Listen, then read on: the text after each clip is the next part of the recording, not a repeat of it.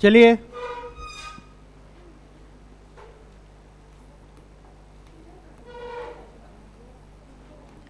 Colour दिख रहा है, fermentation,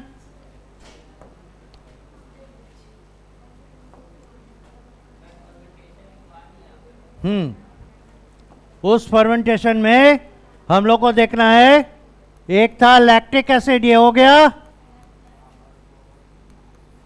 lactic acid fermentation, this is done. अब सेकंड है एल्कोहल फर्मेंटेशन, इसी का दूसरा नाम है इथेनॉल फर्मेंटेशन।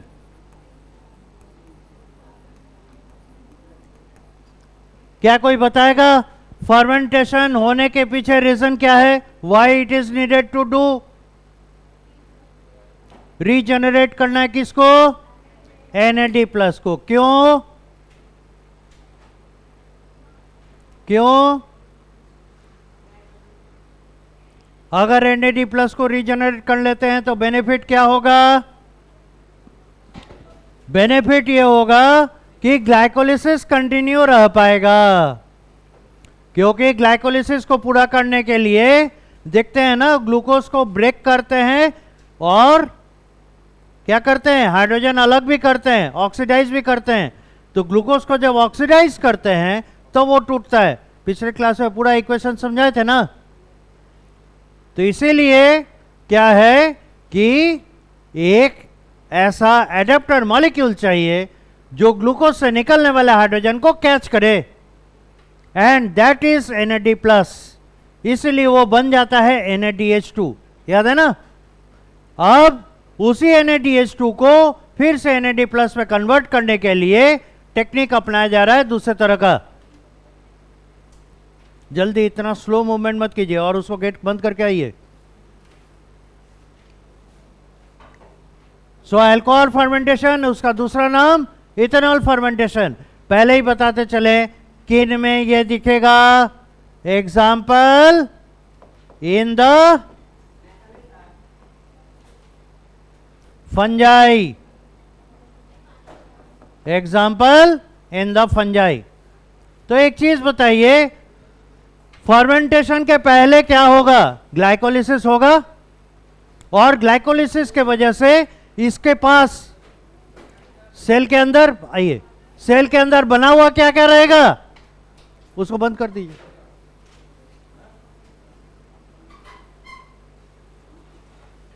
ग्लाइकोलिसिस के वजह से सेल में प्रोड्यूस होगा क्या क्या चीज? पायरुविक एसिड और ATP, और क्या प्रोड्यूस होगा? NADH2। ठीक है, अब इन्हीं से काम करना है। ATP तो सेल रख लेगा अपने यूज करने के लिए। नाउ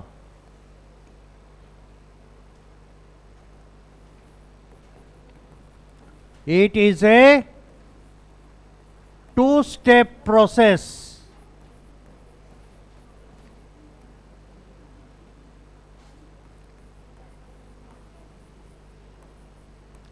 पायरुविक एसिड, और ये था 2 मॉलिक्यूल,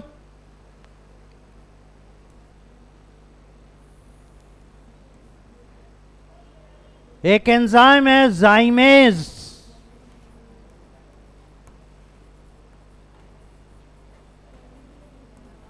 एक एंजाइम है जाइमेज, और जाइमेज पायरुविक एसिड को 2 मॉलिक्यूल एसीटल्डिहाइड में बदलता है, प्लस 2 मॉलिक्यूल कार्बन डाइऑक्साइड में बदलता है। ये पहला इक्वेशन है, लिखिए जल्दी।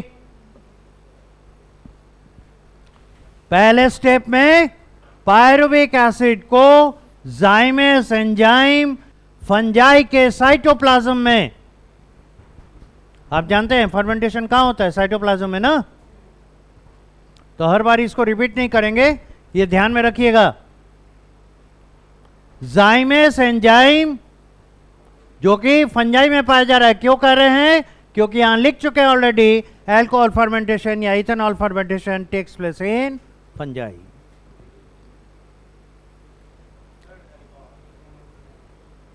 एल्कोहल इज एन कंपाउंड बनेगा, देखिएगा क्या लिखा गया है, 2 स्टेप प्रोसेस। अभी तो पहले ही स्टेप में है। तो पहले स्टेप में पायरुविक एसिड ये ब्रेक करता है एसिटल्डिहाइड और कार्बन डाइऑक्साइड में। और आप लोग को याद ही होगा पायरुविक एसिड में कार्बन की संख्या कितनी है, 3। और एसिटल्डिहाइड इसमें कार्बन की संख्या 2 होती है। और कार्बन डाइऑक्साइड में कार्बन की संख्या 1। तो LHS में देखिए 3 दूना 6 कार्बन है। RHS में देखिए 2 दूना 4, 2 एकम 2, टोटल कितना हो गया 6। The number of carbon atoms left hand side and right hand side में सेम है इस इक्वेशन में। और अगर ज्यादा जानना चाहते हैं, हाँ 3 2 6, 3 कार्बन है। पिछला क्लास पलट के देखिए। और स्ट्रक्चर बताए थे CH3 C double bond O C double OH, ऐसा था पायरुविक एसिड। एसिटल्डिहाइड ये आप लोग पढ़ेंगे, है ना, इसीलिए पहले ही बता दे रहे हैं, आप लोग को वहां काम देगा। एसिटल्डिहाइड है CH3 CHO।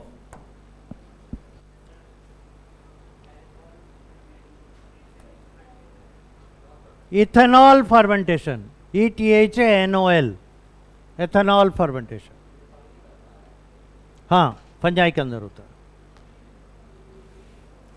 अब एसिटल्डिहाइड में देखिए कार्बन कितना है, 1 और 1 2। और यहां देखिए कार्बन 1 2 3। तो 3 कार्बन कंपाउंड 2 कार्बन कंपाउंड में टूटा। 1 कार्बन कहां गया, ये रहा, कार्बन डाइऑक्साइड बन के फ्लाई ऑफ कर गया। ठीक है। अब अगले स्टेप में ये जो 2 मॉलिक्यूल एसिटल्डिहाइड हैं,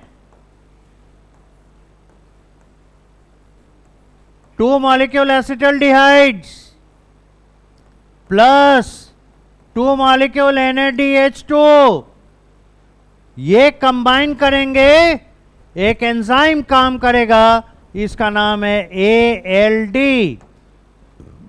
इन शॉर्ट पूरा नाम है एल्कोहल डिहाइड्रोजिनेज एंजाइम। इसका नाम है alcohol dehydrogenase enzyme.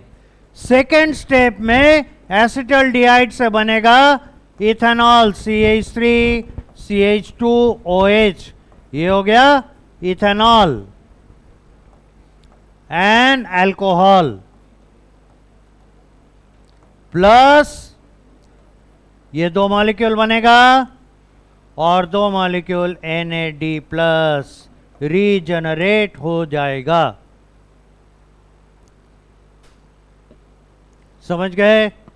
This is how in 2 steps the ethanol fermentation is completed.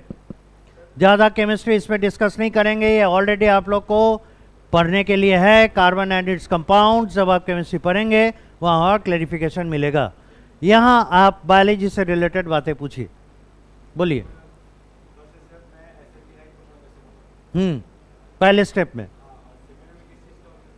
ये दिख रहा है इथेनॉल एन अल्कोहल इसका, और ये एंड प्रोडक्ट है, इसीलिए इस स्टेप का नाम है अल्कोहल फर्मेंटेशन। तो रीजनरेट हो गया, इसी का तो जरूरत था, और तभी इतना माथा पच्ची किया बेचारा। ये अब इथेनॉल रखेगा नहीं, ये वेस्ट है, जहरीला पदार्थ है, बाहर फेंकेगा।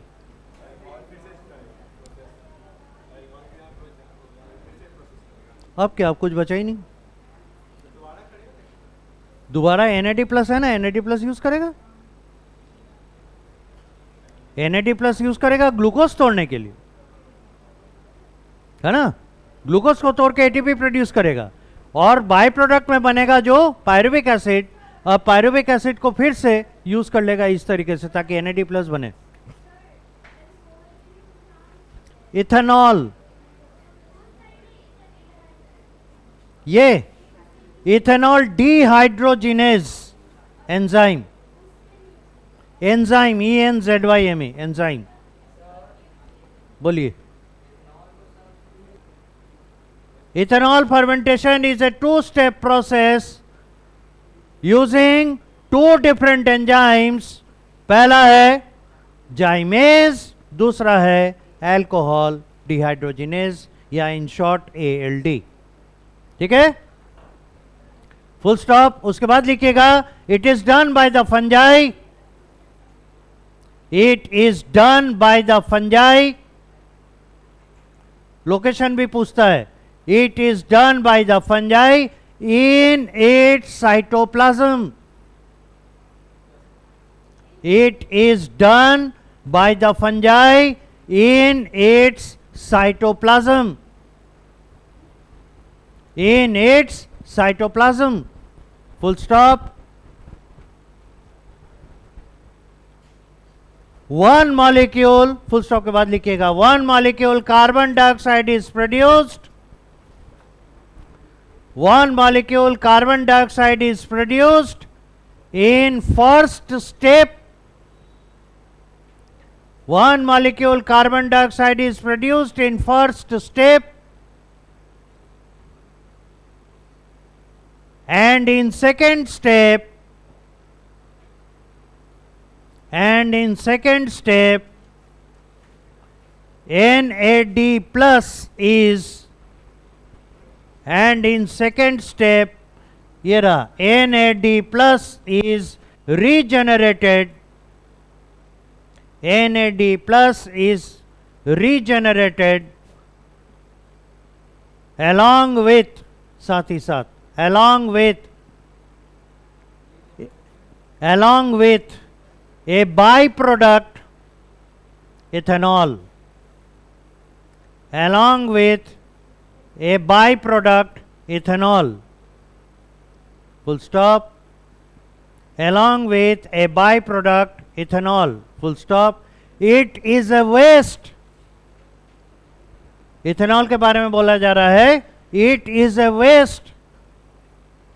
So, SO, it is a waste, so the cells excrete it. और सेल मतलब fungal cell. It is a waste, so cells excrete it, इसे बाहर फेंक देते हैं। So cells excrete it and use back the, दोबारा यूज कर लेता है, and use back the NAD+, and use back the NAD+ to continue glycolysis.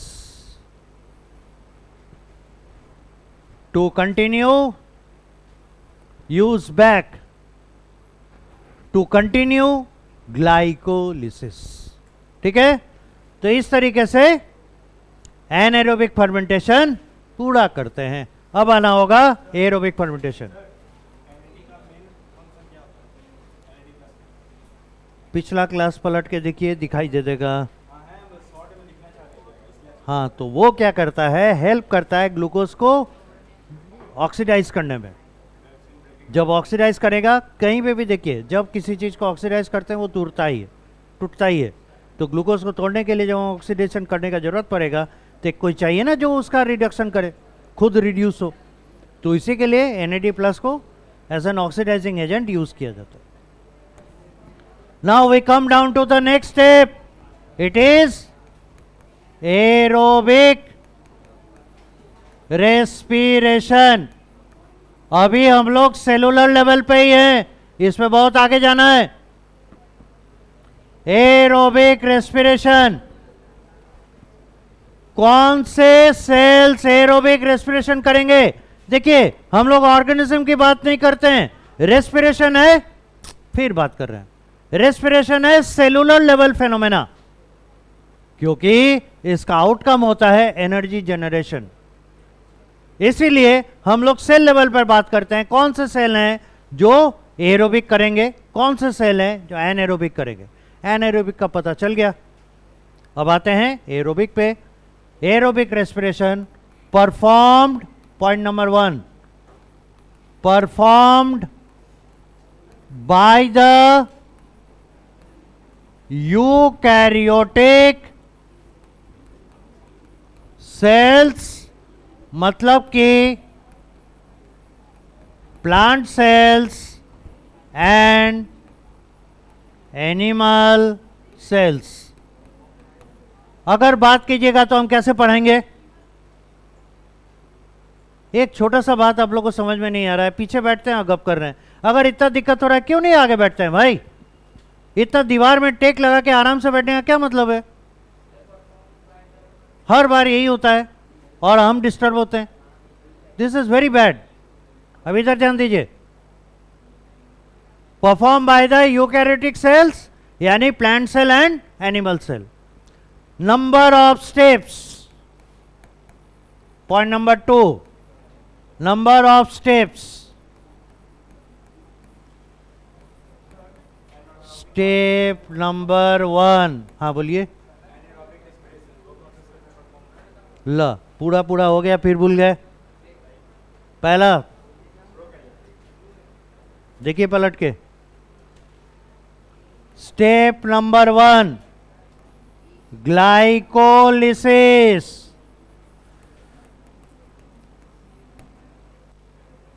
Step number 1 glycolysis.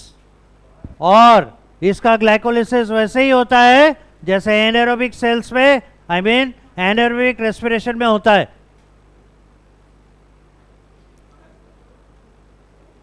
Classification करवाएं, क्लासिफिकेशन करवाएं। यहां देखिए, आप ग्लाइकोलिसिस के बारे में पढ़ चुके हैं, इसलिए यहां रिपीट करने का हमारा कोई जरूरत नहीं है।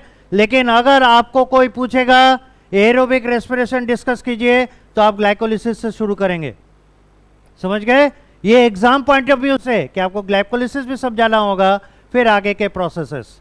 यहां चूंकि ग्लाइकोलिसिस वैसा ही है जैसे एनाएरोबिक रेस्पिरेशन हुआ था, इसलिए हम लोग सिर्फ कह के निकल जाएंगे same as in the anaerobic respiration. समझ गए? लेकिन टेस्ट में, एग्जाम में जब रहेगा आप एक्सप्लेन करेंगे। ये नहीं लिखिएगा as in the prokaryotic, as in the anaerobic, वो नहीं चलेगा। समझ में आया? तो ग्लाइकोलिसिस यहां हम लोग लिखेंगे as in the anaerobic respiration. यानी कि इस पॉइंट पे एरोबिक और एनाएरोबिक दोनों रेस्पिरेशन में कॉमन चीज है। ठीक है?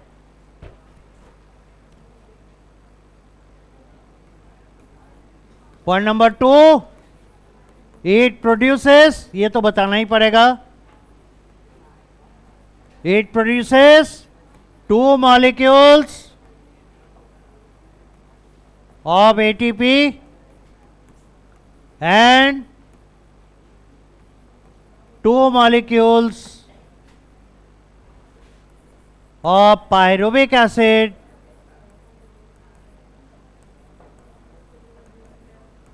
and 2 molecules of NAD+।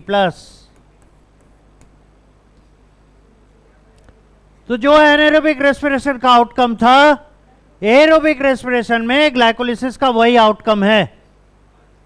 ठीक है?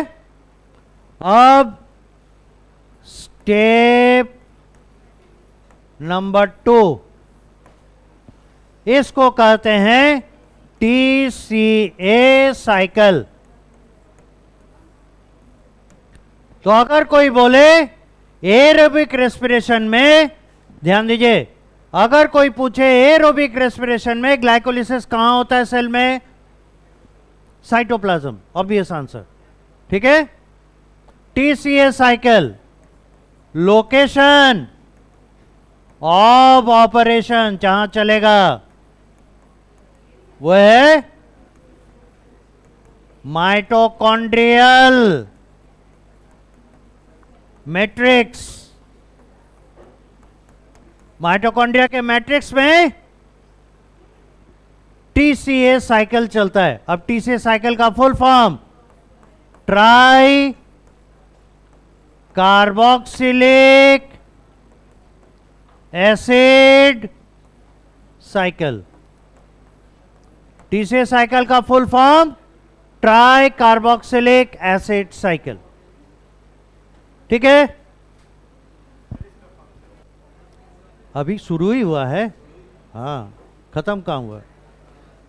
छोटा वाला क्लास 9 और क्लास 8 का है नहीं, 10th का है। इट नीड्स एक्सप्लेनेशन, तो धीरे धीरे चलेगा, लंबा है ये टॉपिक। आपको बता चुके हैं जितना आसानी से हम लोग डाइजेस्टिव सिस्टम पढ़े, जैसे जैसे आगे बढ़ेंगे सिस्टम स्टॉप होते जाएंगे। देख ही रहे, यहां तक हो गया।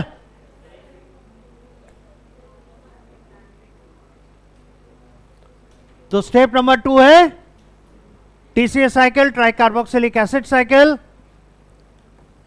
It is also known as KREBS, Krebs cycle. Hans Krebs was the scientist discovered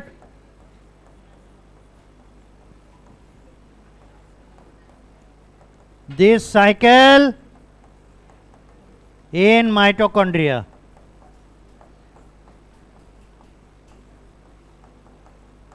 और इसीलिए उनके ऑनर में, इतने महान वैज्ञानिक के ऑनर में इस पूरे साइकिल का नाम क्रेब्स साइकिल रख दिया गया। Hans Krebs was the scientist who discovered this. ठीक है, अब साल याद नहीं है लेकिन किया था इन्होंने। हाँ, माइटोकॉन्ड्रिया नहीं याद है।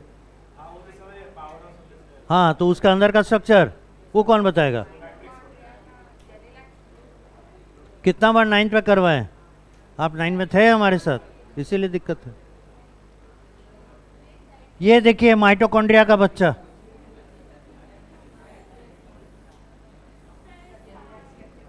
ठीक है ना। ये हो गया आउटर मेम्ब्रेन, ये हो गया, उल्टा हो रहा है, ये है इनर मेम्ब्रेन और ये है आउटर मेम्ब्रेन। ये इनर मेम्ब्रेन के अंदर का जो स्पेस है, इसी स्पेस को कहते हैं मैट्रिक्स। ये माइटोकॉन्ड्रिया, और अंदर के तरफ जो ये फोल्ड्स देख रहे हैं इसे क्रिस्टी कहते हैं।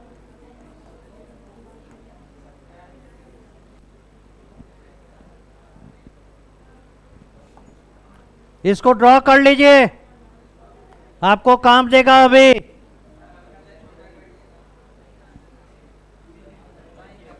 हुआ नहीं, अभी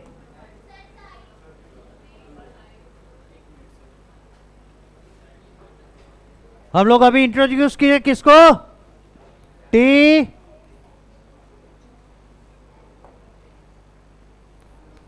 टीसीए साइकिल। और लोकेशन क्या बताए? माइटोकॉन्ड्रियल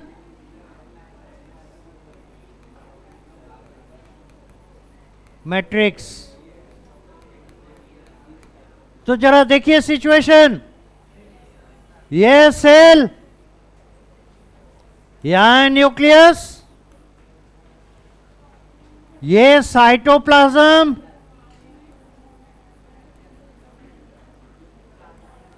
और यहां mitochondria.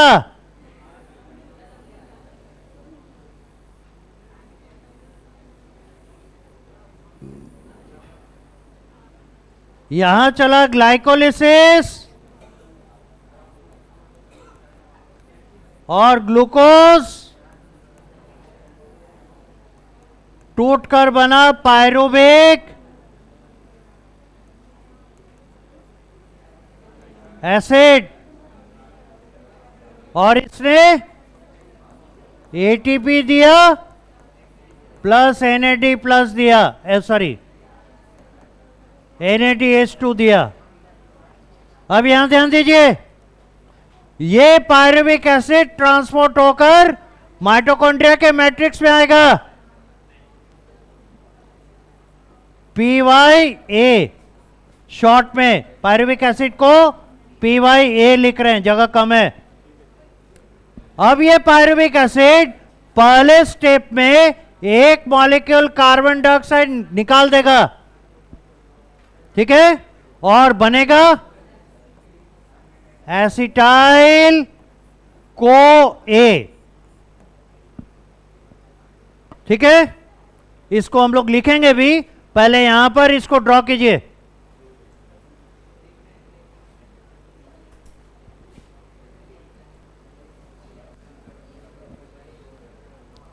Now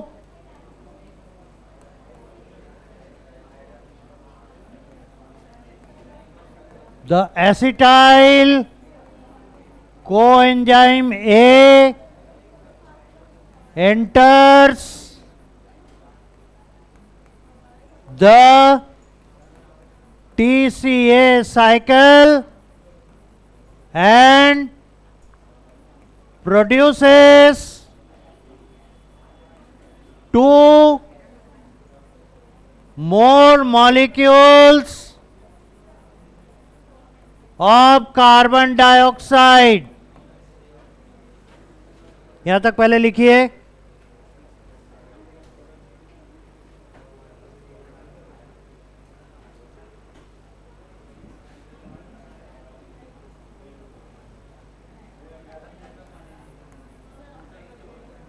In due course,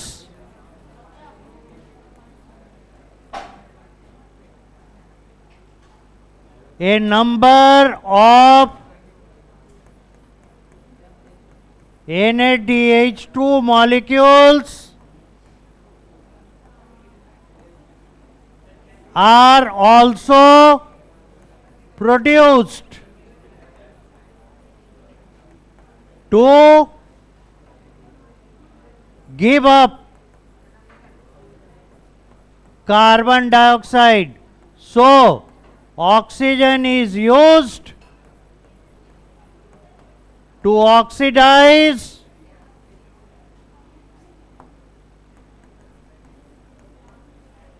the acetyl coenzyme A.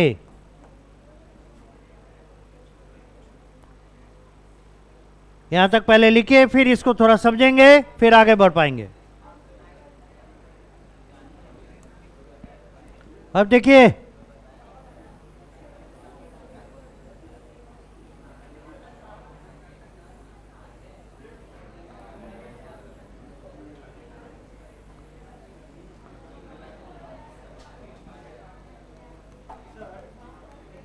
बोलिए।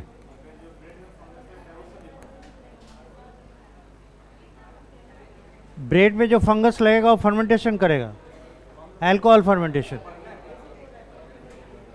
नहीं।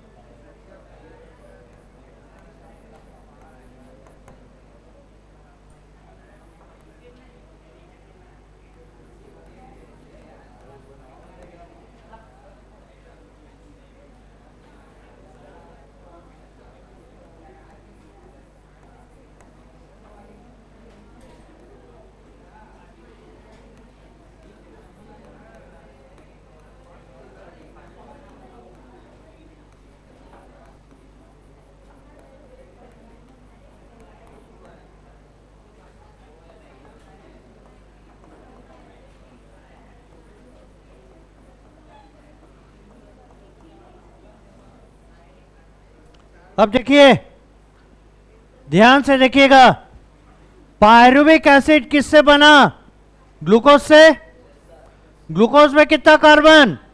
6 कार्बन। पायरुविक एसिड में कितना कार्बन? 3। तो 2 मॉलिक्यूल पायरुविक एसिड बना। अब 6 कार्बन हो गया यहां पे। अब ये दोनों मॉलिक्यूल पायरुविक एसिड अंदर आया, अभी बनाएगा नहीं, पहले समझ लीजिए। 2 मॉलिक्यूल पायरुविक एसिड बना, ये अंदर आया। आने के बाद एक पायरुविक एसिड से अगर एक कार्बन डाइऑक्साइड निकलेगा तो 2 तो पायरुविक एसिड से 2 कार्बन डाइऑक्साइड निकलेगा। और एक पायरुविक एसिड से यदि एक एसिटाइल कोएंजाइम में बनता है तो 2 से कितना बनेगा? 2 एसिटाइल कोएंजाइम है। अब ये 2 एसिटाइल कोएंजाइम है टीसीएस साइकिल में एंटर करेगा और एक एसिटाइल कोएंजाइम में एक और एक 2 कार्बन डाइऑक्साइड रिलीज कर रहा है। तो 2 एसिटाइल कोएंजाइम है, यहां पर 2 और यहां पे 2, टोटल कितना रिलीज करेगा? 4 कार्बन डाइऑक्साइड। अब फिर से ग्लूकोज वाला हिस्सा मिलाइए, कितना कार्बन ग्लूकोज में? 6।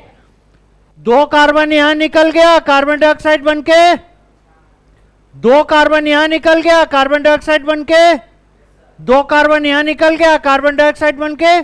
टोटल 6 कार्बन लेकर आए थे, 6 कार्बन निकल गए कार्बन डाइऑक्साइड बनके। ठीक है। अब आगे ढेर सारा NADH2 प्रोड्यूस हुआ, कई NADH2 यहां पर प्रोड्यूस हुए। तो हम चले थे NAD+ को वापस लाने, जो ग्लाइकोलिसिस में खर्च हो गया था। यहां पता चला और बोझ भर गया और सारा NADH2 बन गया। अब क्या होगा? इसके बाद अगला स्टेप होता है, उसको कहते हैं इलेक्ट्रॉन ट्रांसपोर्ट सिस्टम। ठीक है।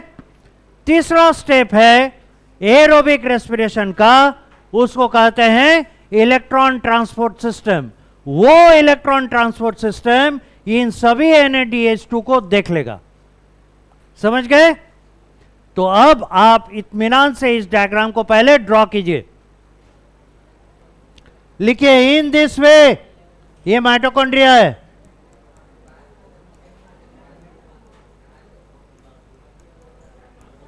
लिखिए in this way, in TCA cycle, in this way, in TCA cycle, in this way, in TCA cycle, all the carbons of glucose, in this way, in TCA cycle, all the carbons of glucose are converted, all the carbons of glucose are converted into carbon dioxide. All the carbons of glucose are converted into carbon dioxide, and a number of NADH2 are produced, and a number of NADH2 are produced, and a number of NADH2 are produced.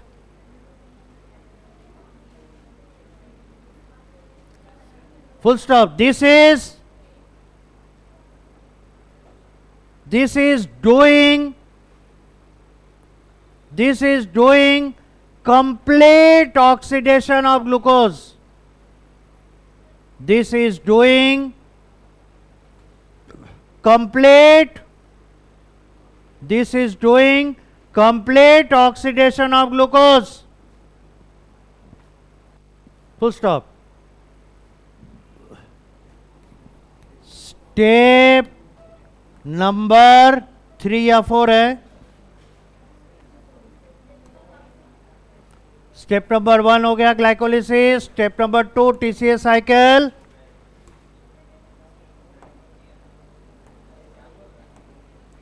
Step number 3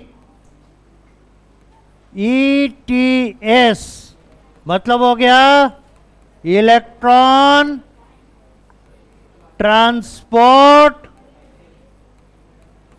system, electron transport system. Heading बनाइए जल्दी से।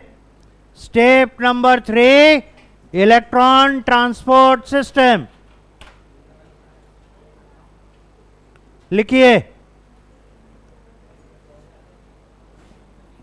Site of operation. ये कहां होगा? Site of operation दीजिएगा cristae. और cristae क्या है? माइटोकॉन्ड्रिया के जो फोल्ड्स हैं। Site of operation cristae with the help of A number of proteins called respiratory complex and an enzyme। इसका नाम है F0F1 पार्टिकल और ATP synthase enzyme.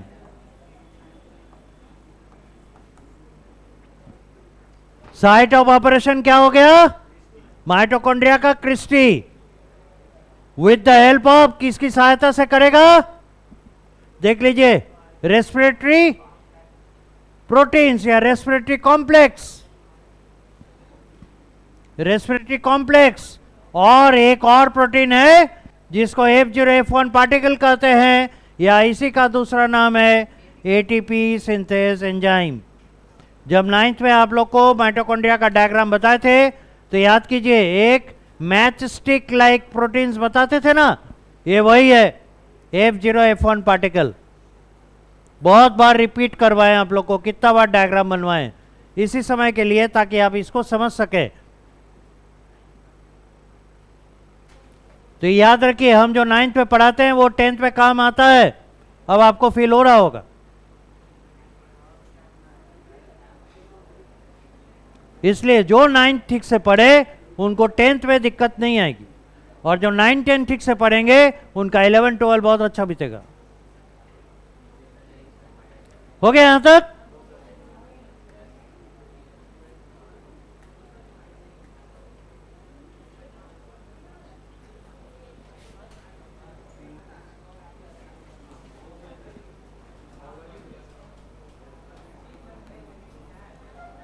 The electron transport system converts all the NADH2 into NAD plus. All the NADH2 into NAD plus and produces 34 molecules of ATP with the help of F0 F1 particle or ATP synthase enzyme.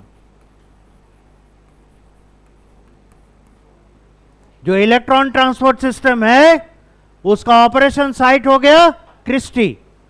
इसका असर क्या होता है?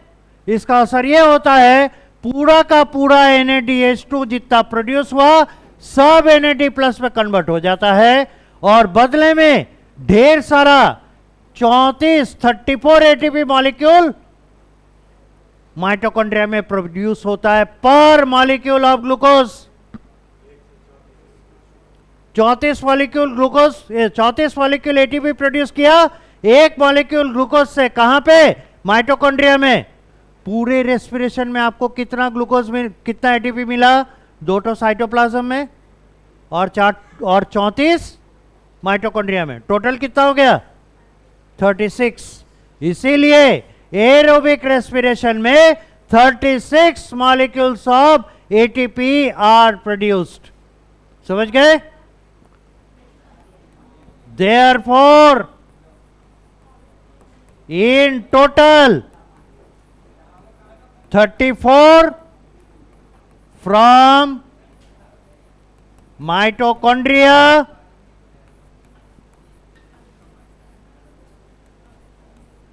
and 2 from cytoplasm. Total 36 molecules of ATP are produced per molecule of glucose in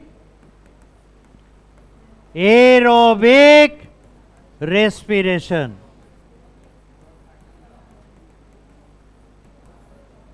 Whereas only 2 molecules of ATP are produced per molecule